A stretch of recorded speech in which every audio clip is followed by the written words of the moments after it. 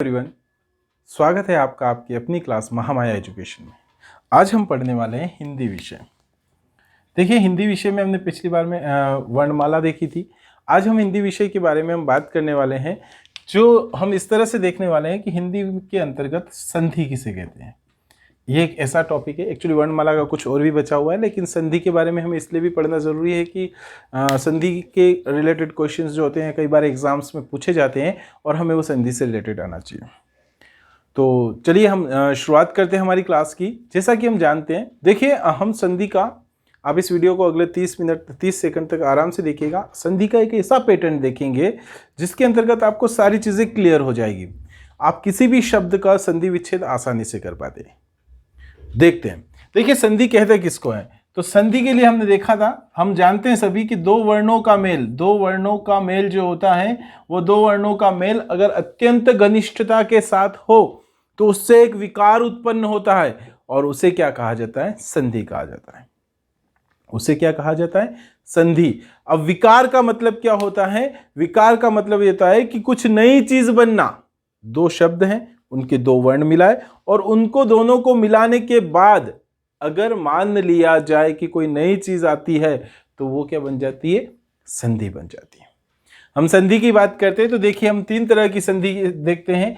एक होती है स्वर संधि, और एक होती है व्यंजन संधि, और तीसरी होती है विसर्ग संधि। तो तीन तरह की संधि हम देखते हैं। इन तीन तरह की संधियों को आज हम पूरी तरह से डिटेल में देखने वाले हैं। तो चलिए हम स्टार्ट करते हैं। देखिए क्या होता है कि संधि की अगर हम बात करें तो संधि की बात करने से पहले हमें ये पता होना चाहिए कि संधि करेंगे कैसे। तो आपको पहले वर्ण विच्छेद करना आना चाहिए। एक शब्द के वर्णों का विच्छेदन आना चाहिए। जैसे आपने लिखा हिमालय, लिख लिया हिमालय। अब इस हिमालय का संधि विच्छेद करना है। पहले हम संधि नहीं कर रहे, पहले विच्छेद कर रहे हैं। परंतु संधि विच्छेद करने से पहले भी हमें कुछ पता होना चाहिए कि एक शब्द है, इसका वर्ण वियोजन आना चाहिए। वर्ण वियोजन मतलब इसको बिखेरिए, स्वर को और व्यंजन को अलग करिए। तो देखिए क्या होता है कि हिमालय को अगर हम करते हैं तो ह निकला, और जैसे ही ह बाहर आया तो इसके साथ एक हलंत लग जाएगा। ये बिना स्वर का हुआ। इसमें छोटी ई की मात्रा है तो ये हमने छोटी ई लिखा। एक व्यंजन, फिर स्वर, फिर मैंने लिखा म में से इसका अ बाहर निकल गया, मतलब आ बाहर निकल गया तो स्वर बाहर आ गया। क्लियर? अब उसके बाद में हम ल, और ल में से क्या बाहर आएगा? अ। ल में से क्या बाहर आया? अ। और ल, और उसके बाद में य, और य में से क्या बाहर आया? अ। देखिए इसे कहा जाता है वर्ण वियोजन। जब हम वर्ण विच्छेद या वर्ण वियोजन जिसे कहते हैं, अगर ये हमें आता है तो हम संधि को आसानी से पढ़ सकते हैं। किसी भी शब्द की कौन सी संधि होती है, किस तरह से होती है, तो सबसे पहले आपको वर्ण विच्छेद करना आना चाहिए। स्वरों को व्यंजन से बाहर निकालना आना चाहिए। संधि को हम डायरेक्ट शुरू कर सकते हैं, लेकिन उससे पहले हमें क्या आना चाहिए? वर्ण वियोजन आना चाहिए। क्लियर? आप कोई सा भी नाम मिल जाए आपको, जैसे कि आपको मिल गया है नीमच, और नीमच का वर्ण वियोजन करना है तो न में से ई बाहर आया, चूंकि बड़ा ई है। फिर म में से अ बाहर आया, और च में से अ बाहर आया। यह वर्ण वियोजन कहलाता है। अगर आपको वर्ण वियोजन आता है तो आपको संधि में कोई दिक्कत नहीं होने वाली, और अगर नहीं आता है तो हमें हर एक नाम में से उसके स्वरों को बाहर निकालना है। और यह ध्यान रखना है कि पहले व्यंजन आएगा उसके बाद स्वर आएगा। पहले व्यंजन आया उसके बाद में क्या आएगा? स्वर आएगा। राइट? तो यहां तक हमें ध्यान रखना है। चलिए अब हम शुरुआत करते हैं हमारे जो टॉपिक जो हम पढ़ने वाले हैं, स्वर संधि को। तो देखिए आप पहले मुझे ये बताइए कि स्वर कहते किसको हैं, या फिर स्वर है क्या? तो हमने जैसा कि हमारी वर्णमाला में देखा था, स्वरों को 11 स्वर देखे थे हमने। कौन कौन से थे? एक अ, आ, ई बड़ा वाला ई, उ, ऊ, और उसके बाद में ए, ऐ, ओ, औ, और यहां पर हमने देखा था री। तो हमने ये 11 स्वर देखे थे। हमें इन 11 स्वरों की संधि या इन स्वरों से संधि होती कैसे है वो हमें देखना है।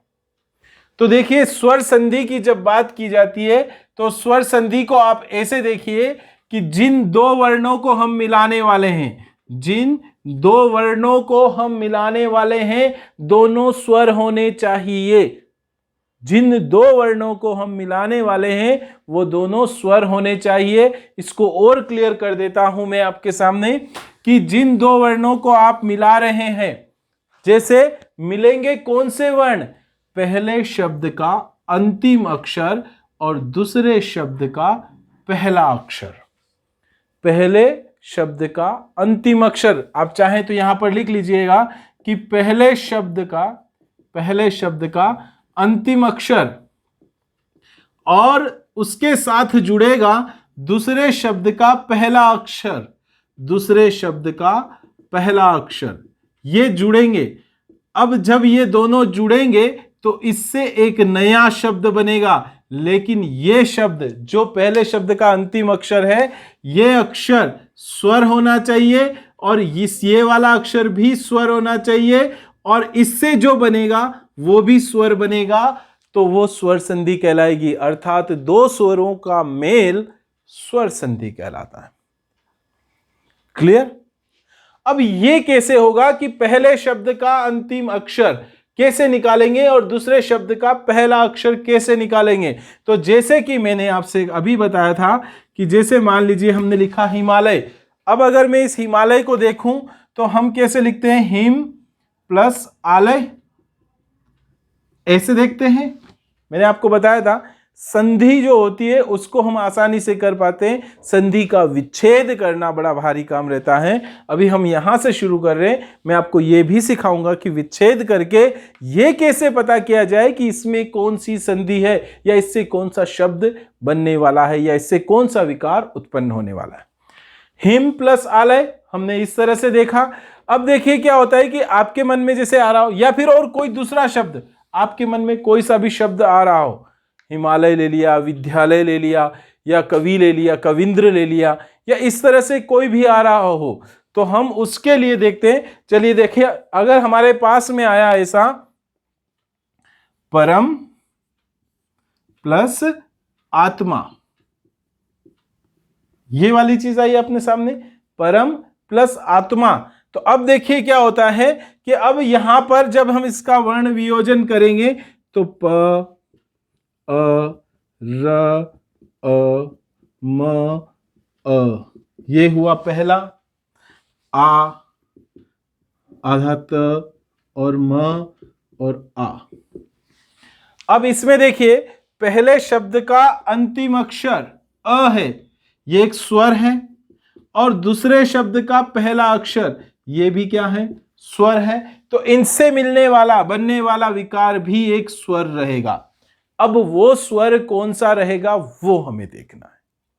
क्लियर? तो पहले शब्द का अंतिम अक्षर भी स्वर रहे, दूसरे शब्द का पहला अक्षर भी स्वर रहे, बनने वाला विकार स्वर बनेगा, तो ऐसी संधि स्वर संधि कहलाएगी। तो इसके लिए हमें आवश्यक होता है कि हमें स्वरों का पूरा ज्ञान हो। मैंने आपको स्वरों का पूरा ज्ञान करवाया था। अगर आपको स्वरों का पूरा ज्ञान नहीं है तो हमारे हिंदी का पार्ट 2 देखिए, उसमें मैंने आपको स्वरों का पूरा ज्ञान करवा रखा है। चलिए तो हम आगे देखते हैं हमारे पास में स्वर संधि के बारे में। स्वर संधि के बारे में अगर हम देखना चाहें तो स्वर संधि होती क्या है। देखिए स्वर संधि क्या होती है, अभी भी जस्ट हमने देखा कि स्वर संधि दो स्वरों का मेल, दो स्वरों के अत्यंत घनिष्ठ मेल से उत्पन्न होने वाला विकार, लेकिन वो दोनों स्वर से नया एक और स्वर मिलेगा। तो अब स्वर संधि में बहुत अलग अलग प्रकार की स्वर संधियां होती है। तो उससे पहले हम एक बार देखते हैं। देखिए क्या होता है कि एक अ है और एक आ है, या फिर अ और दूसरा वाला भी अ।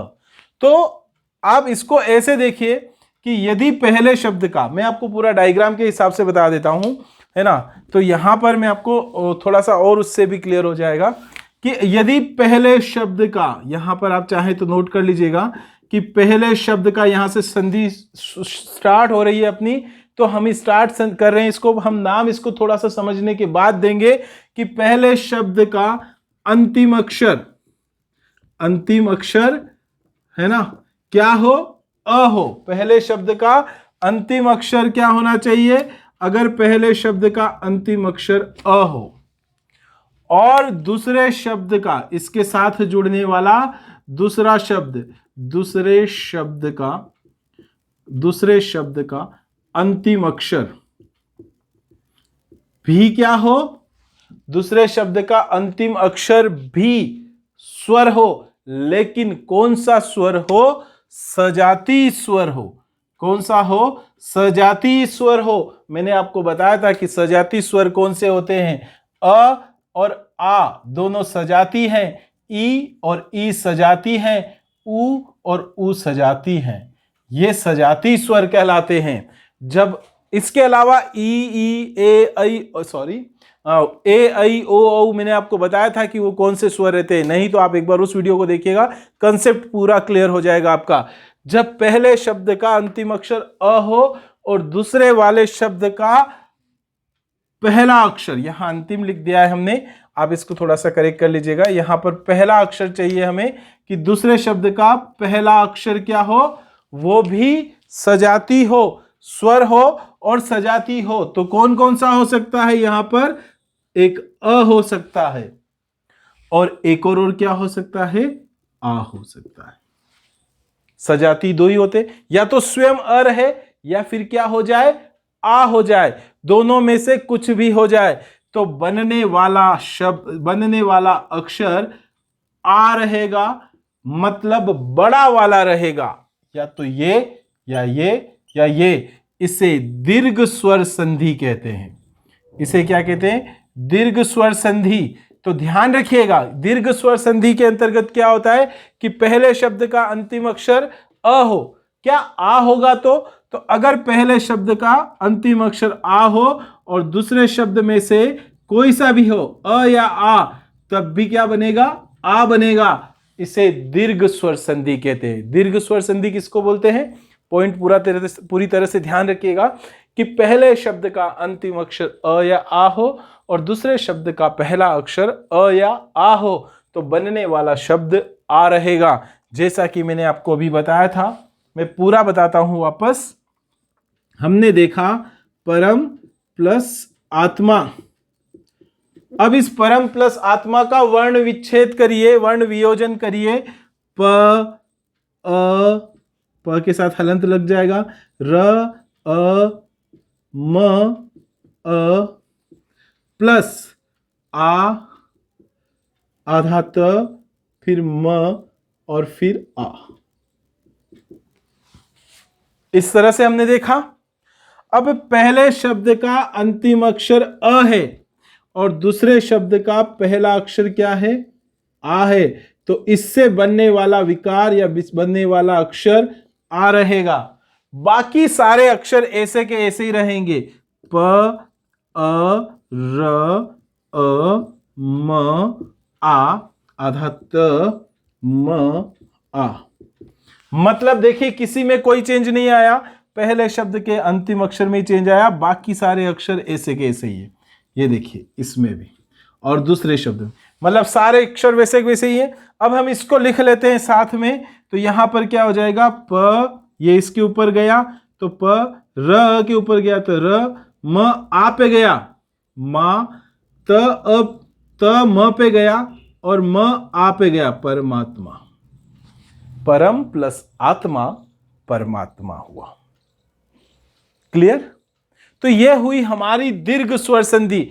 दीर्घ स्वर संधि में केवल ये ही नहीं है, मतलब दीर्घ स्वर संधि को मैं आपको पूरी तरह से डिस्क्राइब कर देता हूं एक बार। सारे दीर्घ स्वर जितने भी होते हैं वो सारे आप ध्यान रखिएगा। बस ये अपने को ध्यान रखना है कि पहले शब्द का अंतिम अक्षर और दूसरे शब्द का पहला अक्षर।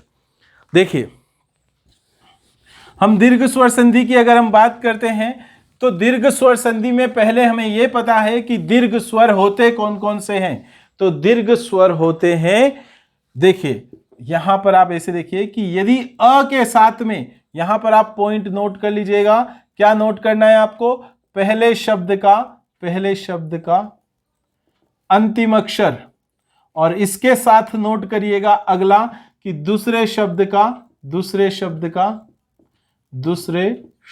का पहला अक्षर,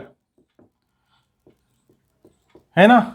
यहां पर ये दोनों को हम जोड़ने वाले हैं। तो यदि पहले शब्द का अंतिम अक्षर अ हो और दूसरे शब्द का पहला अक्षर भी अ हो, अक्षर कैसे निकालेंगे? वर्ण विच्छेद करके। तो दोनों अक्षर अ हो तो बनने वाला आर बनेगा। पहला भी अ, इसका भी अ, उसका भी अ, तो बनने वाला आ। क्लियर?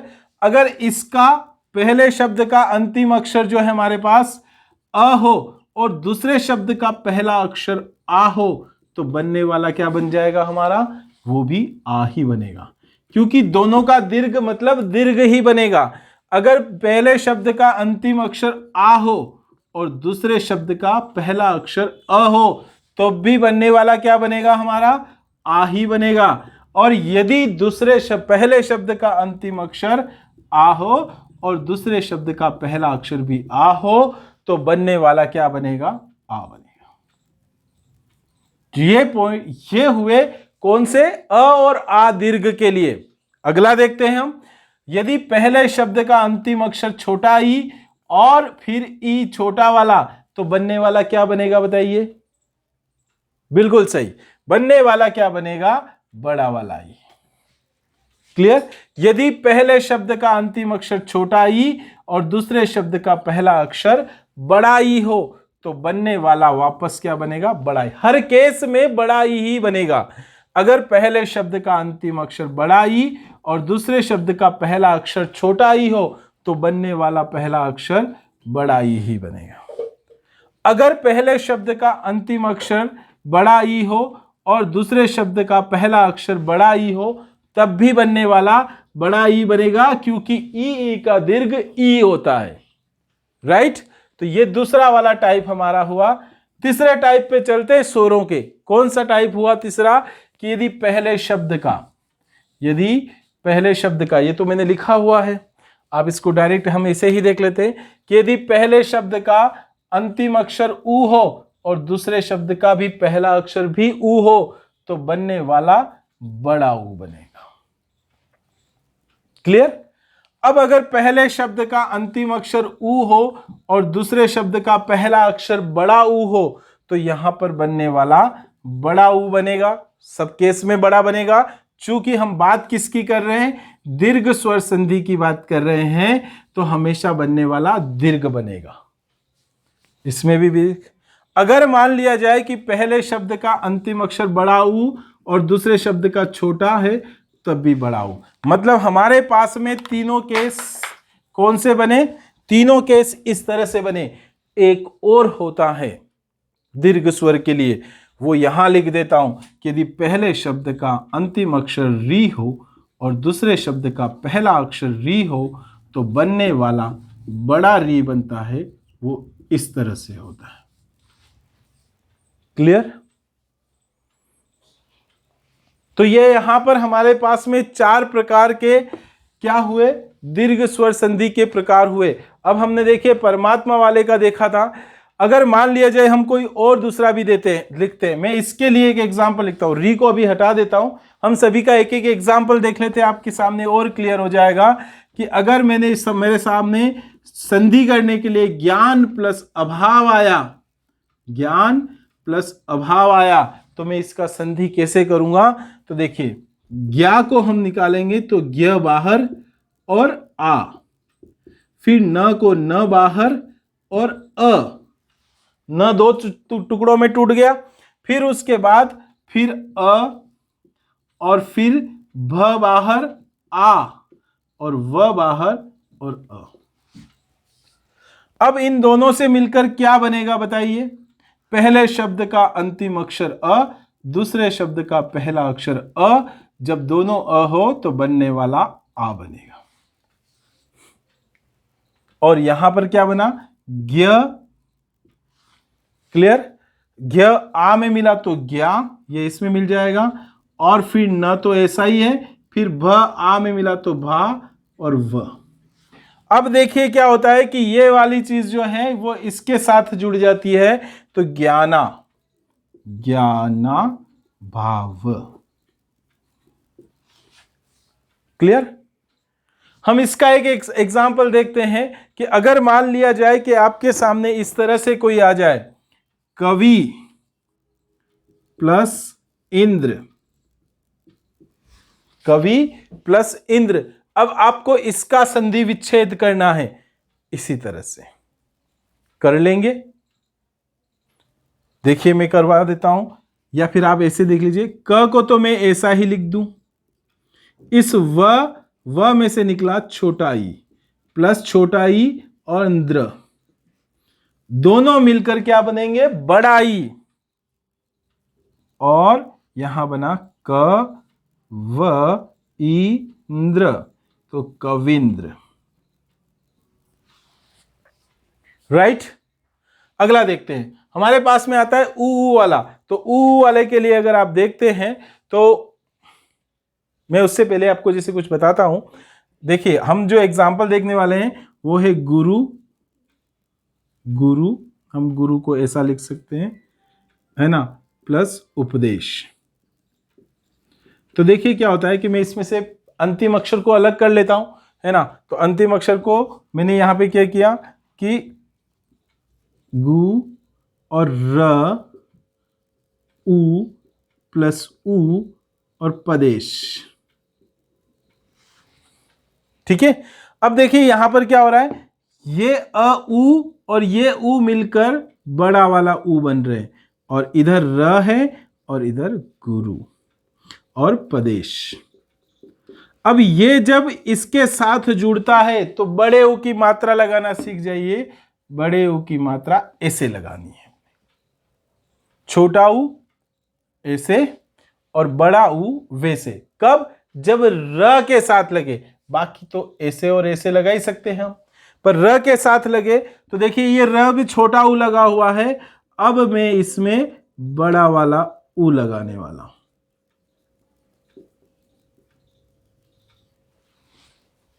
क्लियर? ठीक है, तो हमारे पास में ये हुआ। अब तीसरा एक और जो मैंने आपको बताया था, यहां पर लिखा था, मैं इसको हटा रहा हूं, यहां पर मैंने लिखा था कि री और री दो चीजें मिलाते हैं हम। तो देखिए क्या होता है कि जब पहले शब्द का अंतिम अक्षर री हो और दूसरे शब्द का पहला अक्षर भी री हो तो बनने वाला बड़ा री बनता है। अक्सर ये संस्कृत के शब्दों में यूज में आता है। जैसे कि एक एग्जांपल लेते हैं, पितृ प्लस ऋण, तो यहां पर क्या बनेगा, तो देखिए क्या बनता है, पी को तो मैं बाहर निकाल देता हूं, त्रि में से मैं इसको अलग करना चाहूंगा तो त बाहर आया और री, और इधर भी क्या है, री और न। अब ये दोनों री मिले और क्या बनाएंगे, बड़ा वाला री। ये दोनों री मिलकर क्या बनाएंगे, बड़ा वाला री। वो इस तरह से बनेगा, और यहां पर पी और आधा त और न, और जब ये जुड़ेगा तो पी तृण। बड़ा री कैसे बनेगा, एक बार मात्रा री की और उसके बाद एक और मात्रा, पितृण। क्लियर? तो ये हमारे पास में संधि जो कंप्लीट हुई, ये दीर्घ स्वर संधि कंप्लीट हुई। पॉइंट आप ध्यान रखिएगा, ये कौन सी संधि है, दीर्घ स्वर संधि है। और दीर्घ स्वर संधि में समान, या फिर ऐसा करें कि सजाती स्वरों के मेल से बड़ा वाला या दीर्घ स्वर बनता है, वो दीर्घ स्वर संधि कहलाती। क्लियर? राइट? चलिए अगला देखते हैं हम। तो यहां तक आपको संधि समझ में आई होगी थोड़ी सी। हम स्वर संधि की ही बात कर रहे हैं अभी। तो ये हुई स्वर संधि, और इस स्वर संधि में हमने देखा था कि किस तरह से अक्षरों के मेल से ये बनता है। अगली वाली बात अगर अपन करते हैं तो देखिए क्या होता है कि हमने यहां पर देखते हैं अक्षर, है ना। हमने ये देखा संधि के अंतर्गत कि क्या होता है संधि के अंतर्गत, कि पहले शब्द का अंतिम अक्षर और दूसरे शब्द का पहला अक्षर। क्लियर? अब बात करते हैं हम स्वर संधि में अगली स्वर संधि। अगली स्वर संधि दीर्घ स्वर संधि हुई, अगली स्वर संधि है गुण। और मैंने जब वर्णमाला पढ़ाया था तो मैंने आपको गुण स्वर पढ़ाए थे, याद आ रहा है? नहीं आ रहा है तो आप एक बार, अगर आप पहली बार देख रहे हैं इस वीडियो को तो सेकंड पार्ट जो है वो जरूर देखिएगा। और उस समय में भी मैंने कहा था कि जब संधि पढ़ेंगे तो हमें इनकी जरूरत पड़ेगी। गुण स्वर कहते किसको हैं? तो गुण स्वर जो होते हैं वो कौन से होते हैं? ए। अब ये ए बनता कैसे है? गुण स्वर बनता कैसे है? ए। अब अपन बोलेंगे कि आई भी तो बनता है, आई भी बनता है, लेकिन आई कब बनता है? ए और आई जब हम इस गुण स्वर के अंदर वृद्धि करेंगे। क्या करेंगे? हम इसके अंदर वृद्धि करेंगे तो आई बनेगा, मतलब वहां पे नई संधि। कौन सी? वृद्धि संधि। हम अभी बात कर रहे हैं गुण स्वर संधि की। एक और गुण होता है जिसको बोलते हैं ओ। गुण स्वर संधि में एक और बोलते हैं ना ओ, और फिर उसकी वृद्धि करते हैं तो औ। तो यहां पर भी वही सारी चीजें हैं। तो देखते हैं कि यदि पहले शब्द का अंतिम अक्षर अ या आ कोई सा भी हो, मैंने आपको बताया था कि ए बनता कैसे?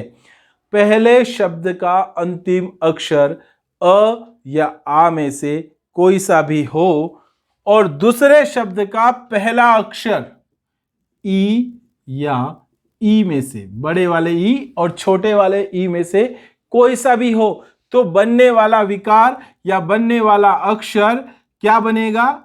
ए बनेगा। कौन सा ए बनेगा? छोटा वाला है।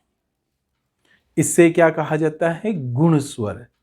और इसकी जब संधि होगी तो गुण स्वर संधि कहलाएगी।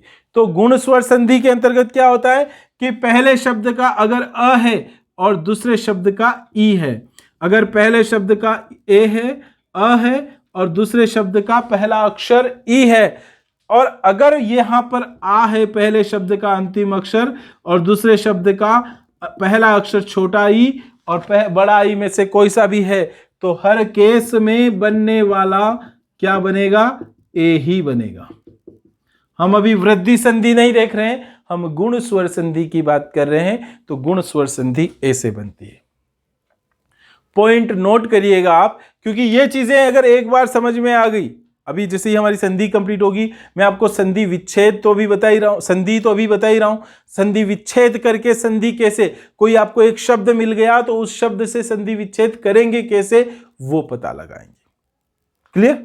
तो देखिए हमारे पास में यहां पर हुआ, जैसे मैंने कहा, इसको हटा देता हूं, यह आपने लिख लिया होगा। मैंने लिखा यहां पर देव, यहां पर लिखा देव प्लस ईश। अब इसका मुझे क्या करना है? वर्ण विच्छेद करना है या वर्ण वियोजन करना है। तो द और द में से निकला आई, सॉरी ए, क्योंकि एक मात्रा है तो ए ही निकलेगा। व और व में से निकला अ, मतलब व से स्वर को अलग किया तो अ बना। ई तो अपने आप में स्वर है और श में से स्वर को अलग किया तो अ। अब देखिए यहां पर द और अ तो ऐसे ही है, द और ए तो व वैसा ही है, लेकिन इन दोनों से एक विकार उत्पन्न होकर ए बन गया। कौन सा ए बन गया? छोटा वाला है। और फिर श और अ। अब वर्ण संयोजन कर लीजिए। वर्ण संयोजन कैसे करेंगे? द ए के पास गया, द किसके पास गया? द गया ए के पास में, तो इन दोनों से मिलकर बना दे। व से वे और श से अ, तो ये क्या बना? देव प्लस ईश इक्वल्स टू देवेश। हुई संधि। तो इसे कहते हैं हमारी कौन सी? गुण स्वर संधि। इसे क्या कहते हैं? गुण स्वर संधि कहते हैं। अब हम देखते हैं आगे हमारे पास में अगली संधि। ये गुण स्वर संधि कंप्लीट हो गई, आ गया समझ में? अब हम देखते हैं हमारे पास में दीर्घ स्वर संधि कंप्लीट हुई, गुण स्वर संधि कंप्लीट हुई। अब हम देखते हैं वृद्धि संधि। अच्छा, इसमें अभी थोड़ा सा और बाकी है। इसमें क्या हुआ? अभी ये कंप्लीट नहीं हुई है। इसमें हमारे पास में अ या आ के बाद ई होने पर क्या बना था? ए। और आप इसके एग्जाम्पल्स देख सकते हैं, चेक कर सकते हैं। बस कंसेप्ट क्लियर हो जाना चाहिए, एग्जाम्पल्स अपने आप होने लग जाएंगे। अब एक और होता है गुण स्वर संधि में, मैं हटा रहा हूं इसको, ठीक है? तो एक और होता है गुण स्वर संधि में, और वो क्या होता है कि यदि पहले शब्द का अंतिम अक्षर, पहले शब्द का अंतिम अक्षर क्या रहे, अ या आ रहे, और दूसरे शब्द का पहला अक्षर क्या रहे, दूसरे शब्द का पहला अक्षर क्या रहे, उ या उ। दोनों उ में से कोई सा भी हो जाए, पहले शब्द का अंतिम अक्षर अ या आ में से कुछ होना चाहिए। ये अ हो सकता है और ये छोटा उ हो सकता है। जब ये अ रहे तो ये बड़ा उ भी हो सकता है, जब ये आ रहे तब ये क्या हो सकता है, तब ये छोटा उ हो सकता है, और जब ये आ रहे तब ये बड़ा उ हो सकता है। चारों में से कोई सा भी रहे तो इससे बनने वाला ओ होता है। क्या होता है, ओ, औ नहीं होता है, ओ होता है। इससे भी बनने वाला ओ होता है, इससे भी बनने वाला ओ होता है, और इससे भी बनने वाला ओ होता है। इसे क्या कहते हैं, गुण कहते हैं, गुण स्वर संधि। मैंने जब स्वर पढ़ाए थे तब आपसे कहा था कि अ या आ के साथ में उ मिल जाए तो उससे बनने वाला गुण ओ कहलाता है, ये भी पढ़ाया था। तो ये यहां पर वही आ रहा है, ये गुण स्वर संधि वही है कि पहले शब्द का अंतिम अक्षर अ हो, दूसरे शब्द का पहला अक्षर उ हो, तो बनने वाला ओ हो जाता है। क्लियर? हम एक एग्जाम्पल देखते हैं इसका। जैसे हमने देखा, क्या देखा, मैंने लिखा कोई सा एक अच्छा सा एग्जाम्पल देख लेते हैं हम। मैंने लिखा वीर, वीर प्लस उचित, वीर प्लस उचित। वर्ण वियोजन करिए इसका।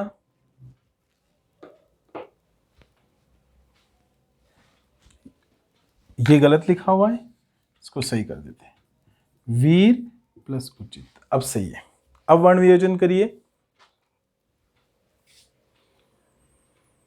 हो गया वर्ण वियोजन। वर्ण वियोजन में आपने क्या पाया, मैं पूरा नहीं कर रहा हूं, डायरेक्ट ये वी तो ऐसा ही है, र से निकला अ, और उ तो ऐसा कैसा ही, और चित को मैं ऐसा कैसे रहने देता हूं, पूरा नहीं करता हूं, आपने कर ही लिया होगा। अब मुझे, मेरे पास में क्या है, अ और उ को मिलाकर मैं क्या बनाऊंगा, ओ, और इधर क्या आया, वी र ओ ची त, इससे क्या बनेगा, वीरोचित। क्लियर? ठीक है। तो देखिए क्या होता है कि यहां पर हमारी गुण स्वर संधि भी कंप्लीट हुई। अब हमारे पास में कौन सी संधि आएगी, वृद्धि संधि आएगी, वृद्धि संधि। और उसके बाद में कौन सी आएगी, देखिए 5 प्रकार होते हैं हमारी संधि के, कौन कौन से होते हैं बताइए, स्वर संधि के। उसके तो 3 हुए स्वर संधि के। पहला कौन सा टाइप हुआ, समान स्वर रहते हैं तो वो कौन सा हुआ, सजाती स्वर रहते हैं तो दीर्घ स्वर संधि। दूसरी कौन सी जो हमने पढ़ी, गुण स्वर संधि। फिर कौन सी आती है इसके जस्ट बाद, वृद्धि संधि, फिर यण संधि, और फिर अयादि संधि। 3 संधियां और बची है। नेक्स्ट पार्ट के अंतर्गत हम पूरी तरह से स्वर संधि पढ़ेंगे। आप तब तक कुछ एग्जाम्पल लिखिएगा और उन एग्जाम्पल्स को इस तरह से करने की कोशिश करिएगा। नेक्स्ट पार्ट में मैं आपको वर्ण वियोजन करके एक शब्द से उसका संधि विच्छेद कैसे करते हैं वो बताऊंगा। मिलते हैं नेक्स्ट वीडियो में।